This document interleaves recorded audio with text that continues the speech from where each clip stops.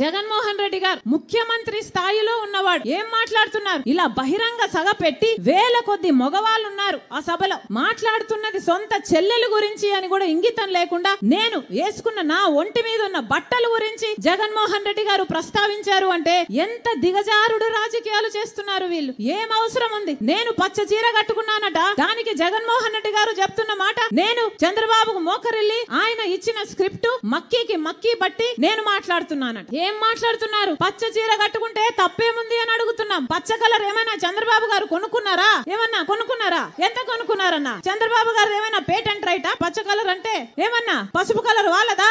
జగన్మోహన్ రెడ్డి గారు మర్చిపోయినట్టున్నారు. సాక్షి ఛానల్లో, సాక్షి పేపర్ లో ఎల్లో కలర్ ఉంటది, పసుపు కలర్ ఉంటది, పైన గుర్తుందా అన్న? పసుపు కలర్ ఉంటది. దానికి రాజశేఖర రెడ్డి గారు ఆ రోజు చెప్పిన మాట ఏ తప్పేముంది, పసుపు అంటే మంగళకరమైన రంగు, అదేం టీడీపీ వాళ్ళ సొంతం కాదు అని ఆ రోజు రాజశేఖర రెడ్డి గారే సాక్షికి పసుపు రంగు పెట్టించారు. పసుపు అన్నది మన వంటల్లో కూడా వేసుకుంటామే, అది టీడీపీ ఎప్పుడు కొనుక్కుందన్నా? వాళ్ళ సొంతమా అది? నేను పసుపు చీర వేసుకున్నానట, దానికి ఒక ముఖ్యమంత్రి హోదాలో ఉన్నవారు ఇన్ని రోజులు సోషల్ మీడియాలో వాళ్ళ వైసీపీ మూకల చేత అయితేనేమి, వాళ్ళ కుక్క బిస్కెట్లు పడేస్తే దానికి ఆశపడ్డే పేడ్ ఆర్టిస్టుల చేత అయితేనేమి సోషల్ మీడియాలో నన్ను దూషించారు, తిట్టారు, అవమానించారు, బెదిరించారు, నానా రకాలుగా అవమానించారు. ఇదంతా సరిపోలేదని ఈ రోజు ముఖ్యమంత్రిగా ఉన్న జగన్మోహన్ రెడ్డి గారు మాట్లాడుతున్నది సొంత చెల్లెల గురించి అని కూడా ఆలోచించకుండా నా ఒంటి మీద ఉన్న బట్టల గురించి ఇంతమంది మగవాళ్ళ మధ్య మాట్లాడుతున్నారు అంటే వీళ్ళకు సభ్యత ఉందా? సంస్కారం ఉందా? ఏం జరుగుతుందన్నా మన రాష్ట్రంలో? ఒకసారి ఆలోచన చేయాల్సిన అవసరం లేదా? నేను మక్కీ కడుతున్నానంట, మక్కీ టు మక్కీ నేను చంద్రబాబు గారి స్క్రిప్ట్ తీసుకొని నేను మాట్లాడుతున్నానట. ఎవరన్నా మక్కీ టు మక్కీ స్క్రిప్ట్ చదివేది మీటింగ్లలో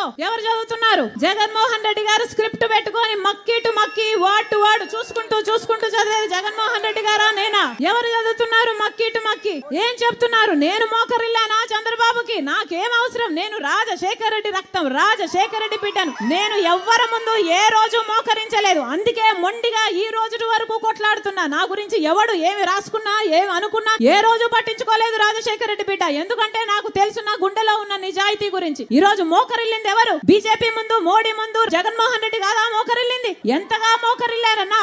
ఆఖరికి మన ప్రత్యేక హోదాను తాకట్టు పెట్టారు, మన పోలవరం తాకట్టు పెట్టారు, మన రాజధాని తాకట్టు పెట్టారు, మొత్తం అన్ని మన ప్రయోజనాలు అన్ని తాకట్టు పెట్టుకున్నారు వాళ్ళ స్వప్రయోజనాల కోసం. ఢిల్లీకి వెళ్ళినప్పుడల్లా మన రాష్ట్ర ప్రజల సమస్యల గురించి మాట్లాడుతున్నారా ముఖ్యమంత్రి గారు? అవినాష్ రెడ్డిని కాపాడడం గురించి మాట్లాడుతున్నారు. అవినాష్ రెడ్డి ఎక్కడ అరెస్ట్ అవుతాడో బెయిల్ తెచ్చుకోవడానికి లేకపోతే వాళ్ళ మద్దతు తెచ్చుకోవడానికి వెళ్తున్నారు తప్పితే ప్రజల గురించి ఎప్పుడు మాట్లాడుతున్నారు వీళ్ళు కాదా? అసలు మోడీకి దత్తపుత్రుడు అని చెప్పడం లేదా? బీజేపీ నాయకులే చెప్తున్నారే జగన్మోహన్ రెడ్డి గారు మోడీకి దత్తపుత్రుడు అని. మరి జగన్మోహన్ రెడ్డి గారు బీజేపీకి వారసుడా, మోడీకి వారసుడా, లేకపోతే రాజశేఖర రెడ్డి గారి వారసుడా? ముమ్మాటికి మోడీకి వారసుడు.